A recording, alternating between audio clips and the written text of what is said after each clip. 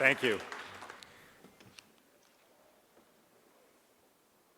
Chair Gossett, council members, elected leaders, valued employees, and people of King County.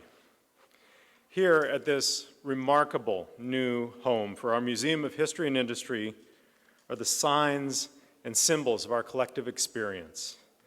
From the J.P. Patches suit to the Rainier beer sign above us, and yes, the Lusty Lady marquee that now proclaims with great civic pride, "We support forward thrust."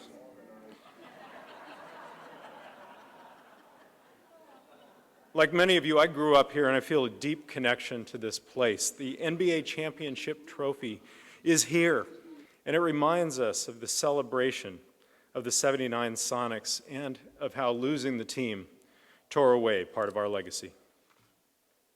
To be on the cusp of bringing our Sonics back home is just remarkable. I asked that we meet here today so that, surrounded by our shared past, we might consider what we want our legacy to be, what future we might leave to our children.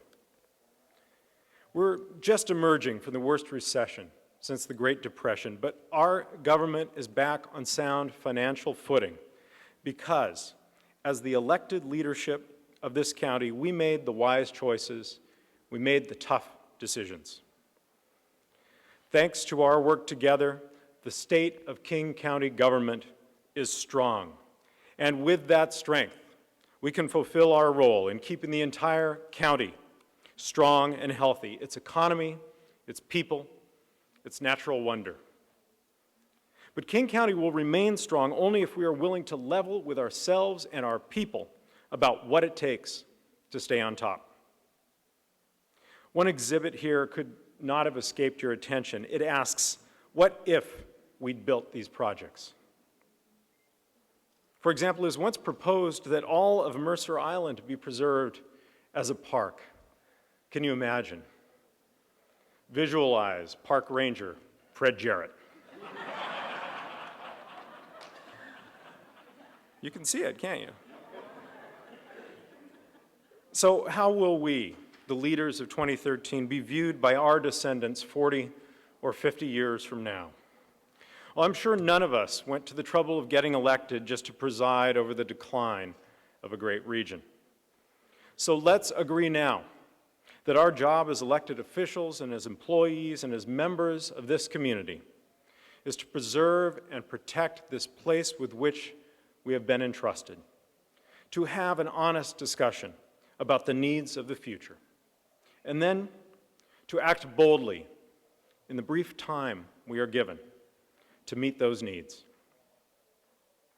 We've accomplished so much over the past 3 years by being methodical and persistent and focused.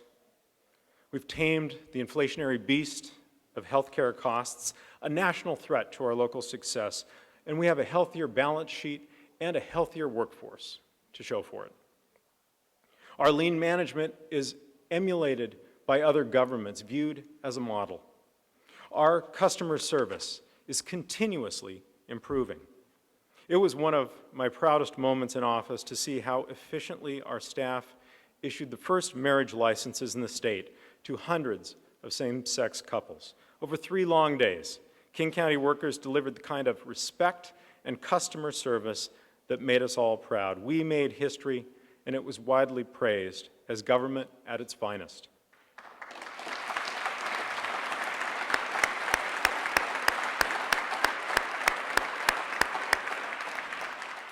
And in fact, none of these reforms would be possible, none of this success would be possible without great employees. King County is setting the standard for productive partnerships with our workforce. And with us today are the leaders of many of our labor unions, of the Martin Luther King County Labor Council, and of our King County Labor Coalition. You are our partners in reforms and in making King County successful. Will you please stand and be recognized?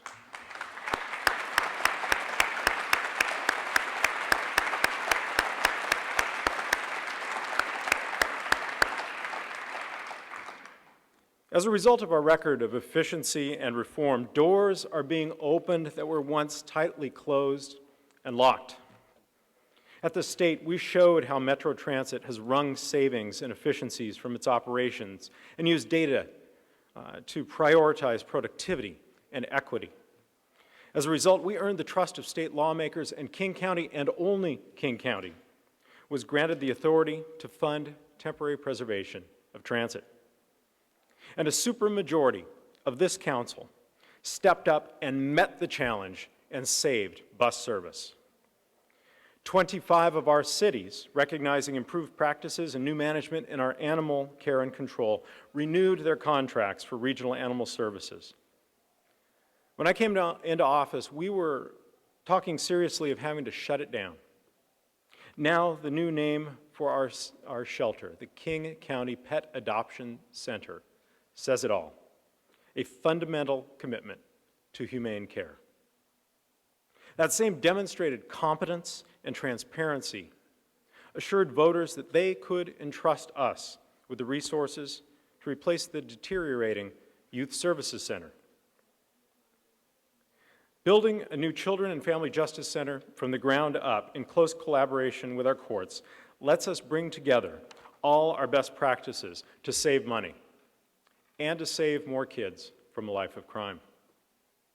None of these accomplishments would have been possible without the collegial collaboration of the members of this King County Council. And I want to thank you for continuing the work we began together more than a decade ago.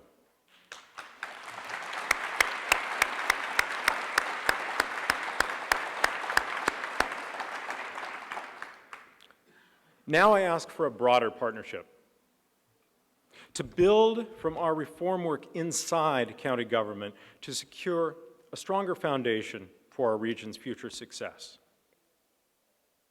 The strength of our county, the prosperity of our region, rely on the creation, preservation, and expansion of infrastructure. I'm talking about bricks and mortar, but I'm also speaking of more than our built infrastructure. Let's also consider our natural infrastructure and our human infrastructure. Three indispensable interlocking pieces that form the basis for our past and our future prosperity. Only by investing in each of these areas will we create the opportunity for continued prosperity. Our human infrastructure, the institutions that support the development of an educated, creative, productive, healthy, and free people. Our economy and our quality of life depend on everyone having the opportunity to fulfill their potential, to thrive and succeed through merit and hard work. While the recession certainly has not ended for some, as a whole, the state of our economy is improving.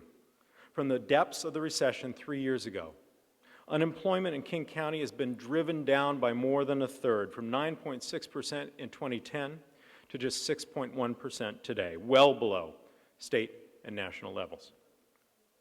In that time, King County has produced an additional 50,000 jobs. We're in better shape than the state or the nation, thanks in part to the strength of our aerospace, high tech, and other local industries and the 21st century jobs they supply. The King County Aerospace Alliance we created is helping connect our people to the education and training that lead to the jobs at Boeing and its hundreds of suppliers. Like our program at WorkSource Renton that helps returning veterans convert the skills they learned in the military to family wage jobs in aerospace. Or the HERO program, our new veterans internship initiative. It just placed its first 10 veterans into 6-month internships in King County. But for our veterans, so much more is needed. King County is home to 127,000 military veterans, more than the entire population of the city of Bellevue, our second largest city. The county has a long legacy of honoring the service and the sacrifice of our returning veterans with a range of programs, many through the voter-approved Veterans Levy. But uneven coordination across federal and state and local and nonprofit systems means vets often are not connected to the services they need and have earned. It's said that 4 of every 10 veterans is unaware of the benefits or how to access them. And as regional leaders, we are in a position to supply those connections. So for that reason, I've asked 3 extraordinary individuals, a 4-star general, a decorated Army nurse, and an infantry officer to work with me and our Veterans Advisory Boards to create a model system of care for veterans and their families.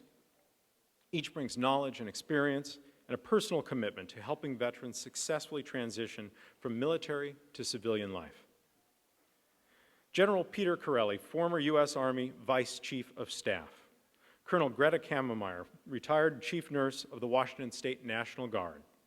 And Leo Floor, a former Army infantry officer and local veterans advocate. In fact, Leo Floor is with us here today. I would like to ask him, and I would like to ask all of those who have served in our nation's military to please stand and accept our heartfelt thanks.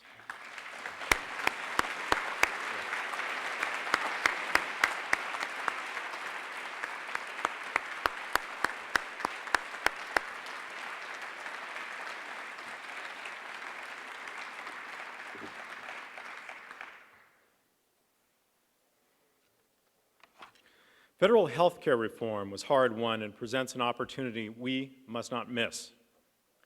Starting in 2014, the new law will open eligibility to health care coverage for as many as 180,000 uninsured residents of King County, whether through Medicaid or the new state insurance marketplace or their employers. Now, thanks to this historic change, we can connect people to effective preventive care early rather than expensive treatment later. Our goal is nothing less than full enrollment of those 180,000 uninsured who are now eligible for insurance. To reach them, our equity and social justice team is mobilizing every county agency that has direct contact with the public. And to broaden our reach, I'm launching a leadership circle drawn from all sectors of the community. Together, we will create a culture of coverage in King County, saving money and saving lives. To lead outreach in these sectors and help shape our strategies, 3 prominent community members have stepped up to lead the effort with us. From the health sector, Tom Gibbon of Swedish Medical Center. From business, Maud Dodon of the Seattle Metropolitan Chamber of Commerce. And from the nonprofit sector, Gordon McHenry Jr. of Solid Ground. Will these 3 chairs of our leadership circle stand so that we can thank them for their service?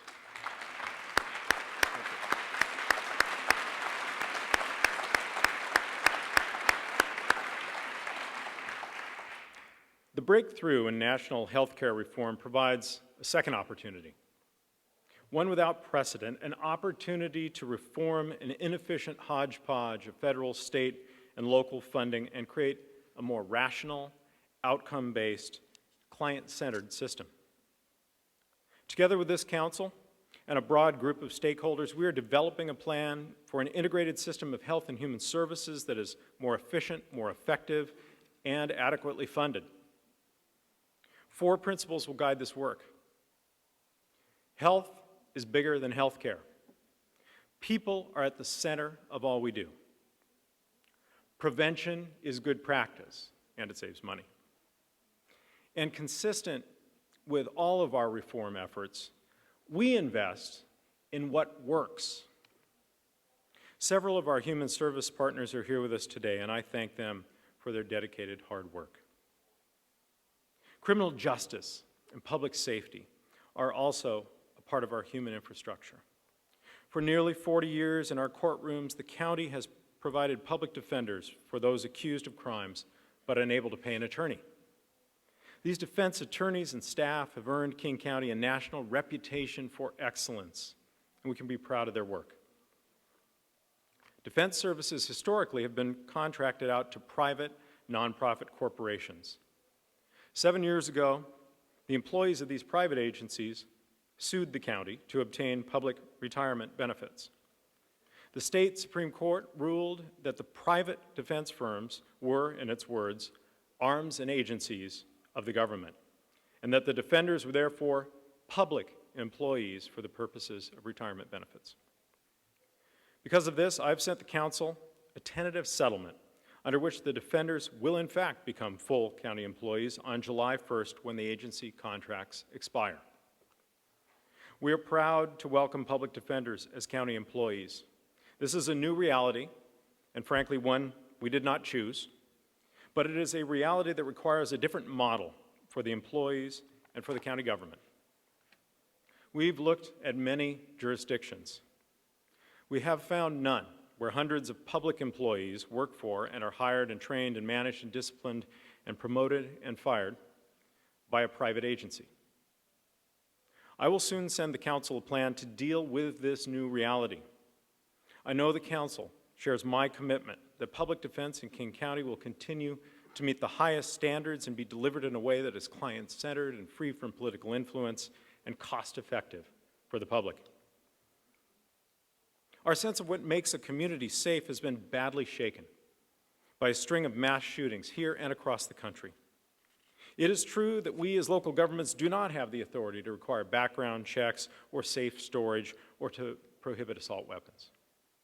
State and federal law preempts our ability to regulate firearms, but we should not be deterred from thinking innovatively about what we can do within our own authority.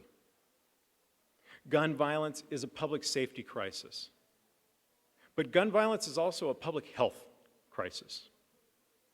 Locally, we can approach gun violence as a preventable public health problem and attack it through the same kind of proven public health strategies that have reduced deaths from smoking and from auto accidents and from sudden infant death syndrome. Let's start with the data.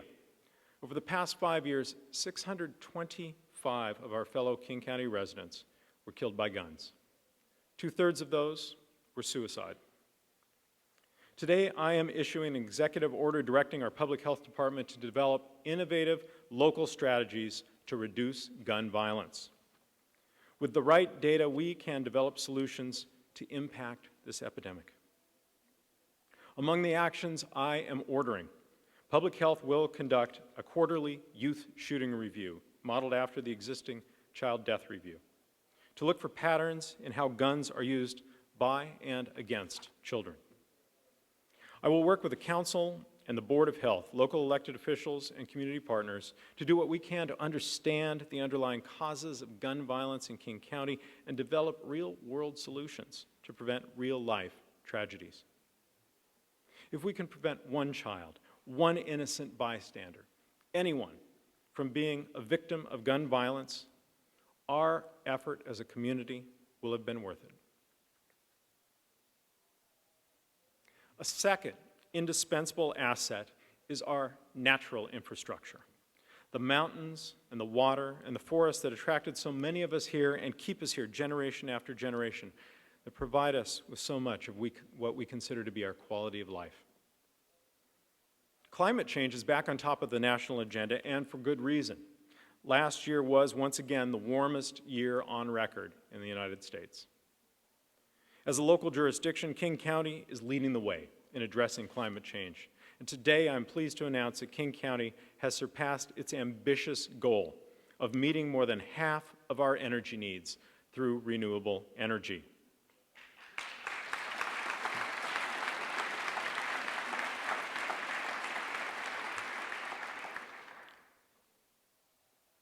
Moreover, we are cutting our energy consumption, saving our planet and saving the public more than $2 million a year. And at the same time, threats from beyond our borders could erase all of our progress. I strongly oppose and will continue to oppose mile-and-a-half-long coal trains running through our county. Not only do coal trains threaten our local health and safety and mobility and economy, but burning that coal overseas will create greenhouse gases equal to all of the emissions in all of Washington state. That's not right. It's madness. We can do better, so much better.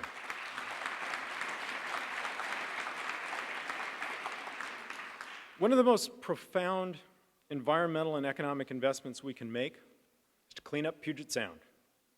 The science is irrefutable. Contaminated runoff is degrading our waterways, threatening our shellfish, our salmon, our endangered orcas.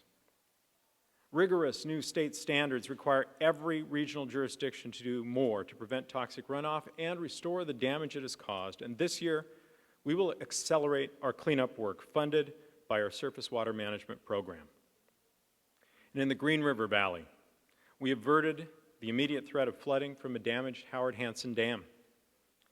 This year, I will work with partners to develop a comprehensive solution for the whole river, to coordinate and unite our flood protection, economic development, and federally mandated salmon recovery work. To leverage these major and sometimes competing efforts and create real sustainable solutions, rather than simply pushing the problems downstream. Our legacy of parks, natural lands, and trails must be kept clean, safe, and open. This year, we celebrate the 75th anniversary of King County Parks, your big backyard. Based on the recommendations of the task force we convened last summer, I will soon send the Council a proposal for placing the renewal of the King County Parks Levy on the ballot this year. What we do now will say a lot about what happens in the next 75 years. We set an ambitious goal nearly a decade ago of protecting 200,000 acres of King County's forests. We have made great progress, and I'm pleased to report that we expect this year to achieve that goal, helping to keep the most populous county in the evergreen state forever green.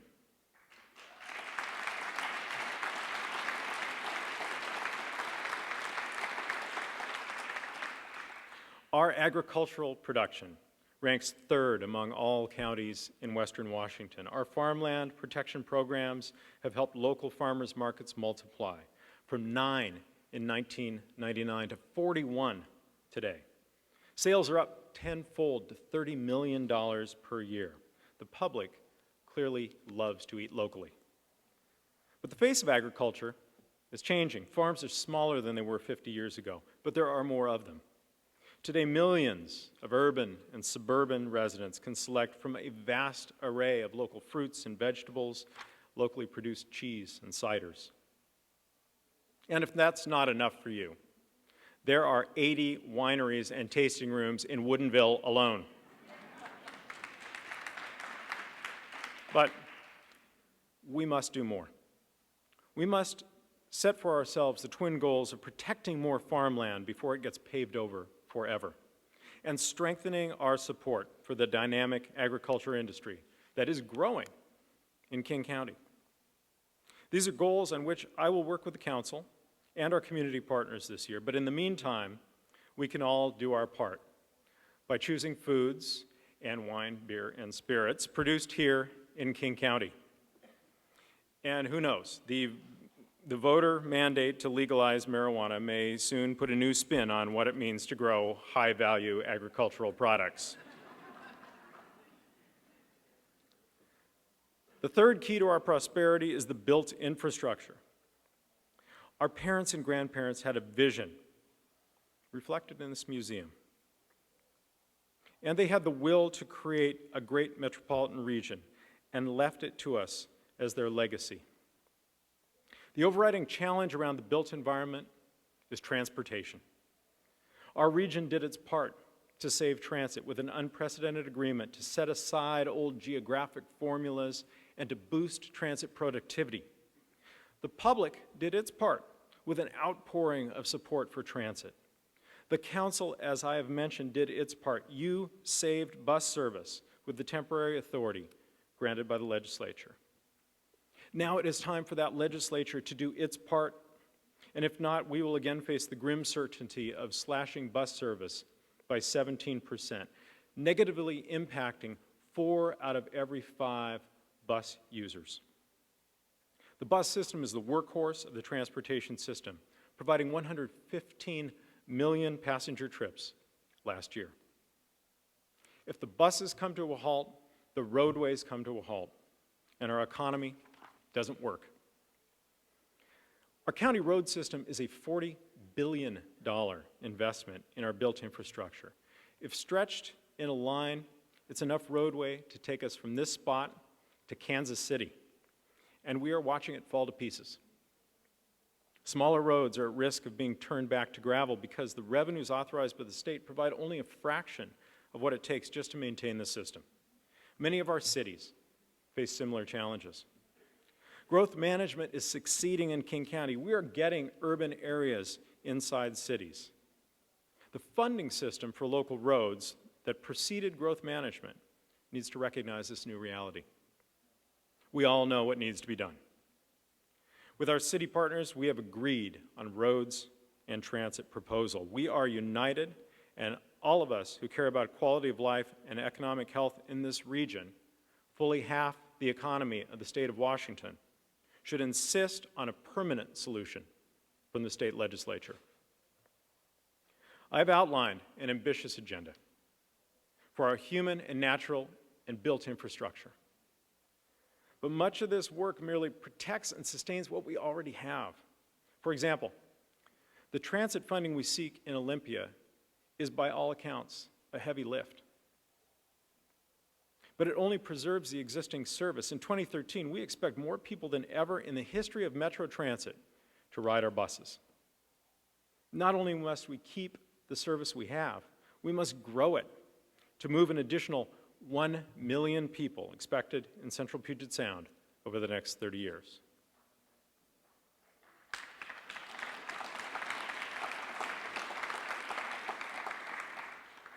Our leading employers, and some of them are here today, have told us they need two things to create jobs in the 21st century: long-term investment in education and immediate investment in transportation. Yet for 40 years, this region and this state have systematically disinvested in our infrastructure and our institutions. Our funding for public schools was once 6th in the nation. Today, we've fallen to 30th, 10% below the national average.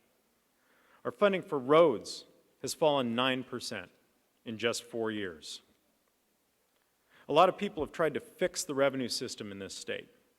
They have tried commissions and roundtables, and it's nearly impossible to get a serious conversation started in the state capitol around this. I know, I was there, and so were many of you. But past generations took responsibility for the world they would leave to others. They invested in our land, and our structures, and our people. These investments created the conditions for the prosperity we have enjoyed. And in turn, that prosperity is what has paid for the infrastructure of our human and natural and built environments. The evidence? It's here in this museum. Century 21, the Seattle World's Fair. The optimism it fueled led our forebears to call for major public investment, and they called it forward thrust. Well, Century 21 has arrived. Where is the forward thrust for the 21st century? We are all beneficiaries of that forward-looking can-do spirit, and we are stewards of their legacy. But as stewards, we must do a better job. It no longer makes sense to finance our 21st century future with 19th century tools. We are not serving the people well if we are not leveling with them about what it takes to pave the roads, or save the buses, or educate the next generation. We've been blessed here with the enormous advantages of our human and natural and built infrastructure, advantages that leave us no excuse to fail. But this is a fact. If we fail to invest in our infrastructure, if we fail to invest in our future, we will fail. You know it, and I know it. There are no simple fixes here. But you and I, and leaders around the state, were elected to fix things. And we have another advantage, because at King County, you and I have put ourselves in a position to take on these fundamental challenges. We did what we said we would do. We've reformed how we deliver services. We're changing how government works. Through rigor and collaboration and innovation and a commitment to reform, we are remaking how the public's government operates. We should be able to apply that same approach to the question of how public services are financed fairly, adequately, sustainably, efficiently. This museum reminds us that when faced with challenges, past generations pushed through barriers. They arrived at regional consensus. They drove an ambitious agenda and accomplished great things. We know what we must do. Relieve overcrowded classrooms, ensure higher educational access and excellence, fix crumbling roads and bridges, maintain and expand transit, preserve and restore our natural heritage. And just as happened before, business and labor, conservation and civic leadership are uniting around these urgent needs. All of you who are here today will be part of making that difference. Together, from our strong foundation of reform and partnership, we can move forward boldly to keep the state of the county and of this entire region strong, for every person, every family, every community, for now and for the future. This morning, this space that we are borrowing will be filled with school children, eager, perhaps, to learn about local history. They are our future. Let them not say of us 50 years from now, why didn't we build it? We can do it. Our history shows us that we can. Thank you for your partnership in writing the next chapter. Thank you very much.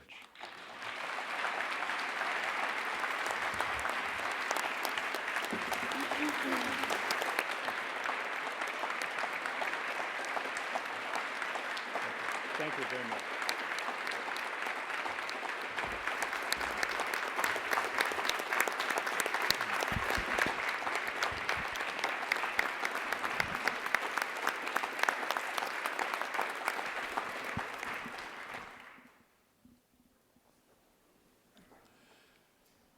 We'd like to conclude by thanking our county executive for his outstanding State of the County address, where he articulated many of the achievements we have had and accomplished over the last several years. He identified some of the critical challenges that lay before us, and he articulated very worthwhile goals that we can strive toward achieving. And he concluded by saying it is definitely, we are definitely capable of achieving them by working together.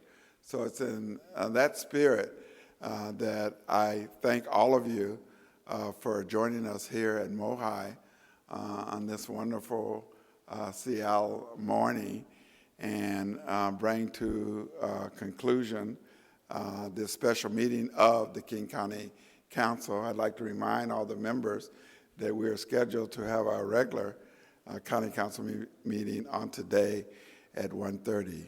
With that, we are adjourned.